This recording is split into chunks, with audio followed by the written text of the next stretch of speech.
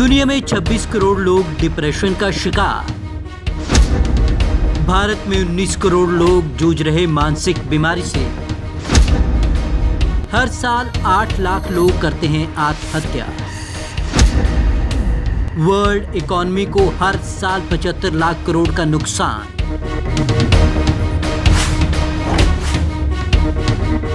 Bollywood actor Sushant Singh Rajput अब इस दुनिया में नहीं है। रविवार को उन्होंने मुंबई स्थित अपने घर में फांसी लगाकर आत्महत्या कर ली।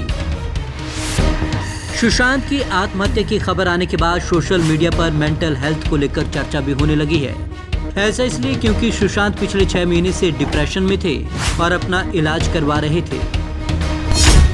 देश में 19 करोड़ लोगों को मेंटल हेल्थ की समस्या।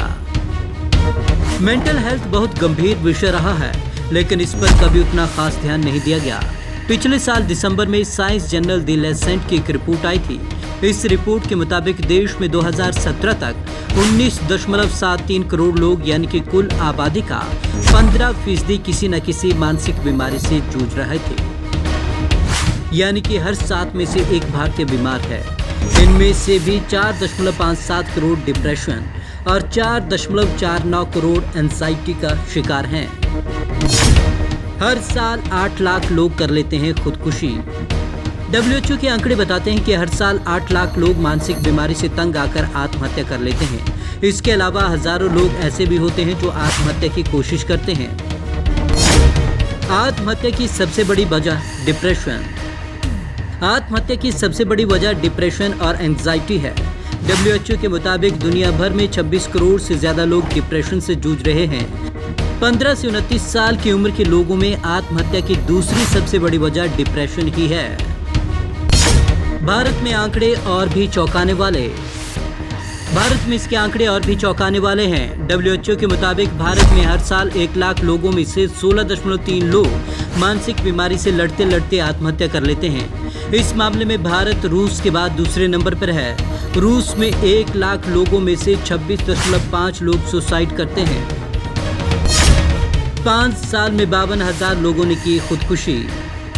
वहीं नेशनल क्राइम रिकॉर्ड्स ब्यूरो यानी कि NCRB के आंकड़ों के मुताबिक 2013 से लेकर 2018 के बीच 52,526 लोगों ने मानसिक बीमारी से तंग आकर आत्महत्या कर ली। डिप्रेशन की वजह से इकोनॉमी को होता है नुकसान। मानसिक बीमारी का असर न सिर्फ हमारे अपने जीवन पर बल्कि हमारे काम, हमारे दोस्त, रिश्तेदारों से संबंध, हमारे सामाजिक जीवन पर भी पड़ता है। डिप्रेशन और एंजाइटी 2 बड़े रोग हैं जिससे सबसे ज्यादा लोग पीड़ित हैं। WHO की माने तो डिप्रेशन और एंजाइटी की वजह से हर साल वर्ल्ड इकोनॉमी को $1 ट्रिलियन यानी कि 75 लाख करोड़ रुपए का नुकसान होता है। इसके बावजूद दुनिया भर की सरकारें मेंटल हेल्थ पर अपने हेल्थ बजट का 2% से भी कम खर्च करती हैं।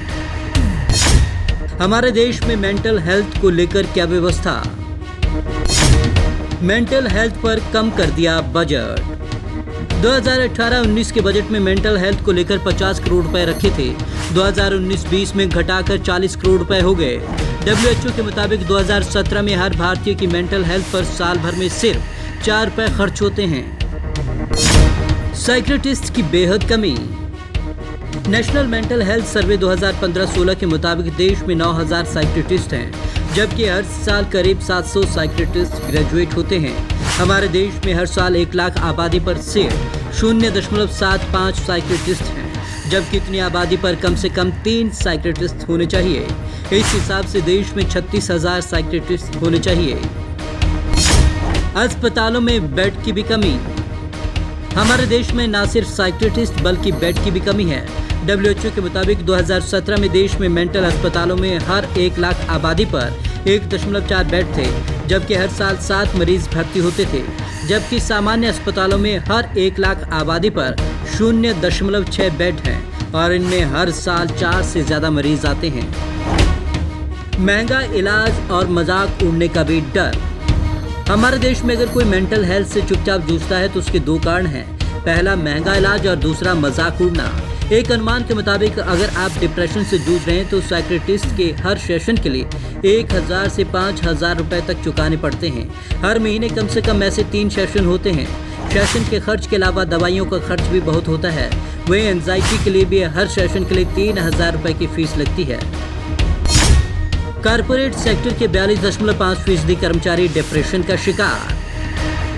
2015 में associate chambers of commerce and industry of India यानी कि एसोचैम ने कारपोरेट कर्मचारियों पर एक सर्वे किया। इस सर्वे में शामिल 42.5% कर्मचारियों ने डिप्रेशन या एंजाइटी से जूझने की बात मानी। इतना ही नहीं, 38.5% कर्मचारी रोज 6 घंटे से भी कम नींद लेते हैं।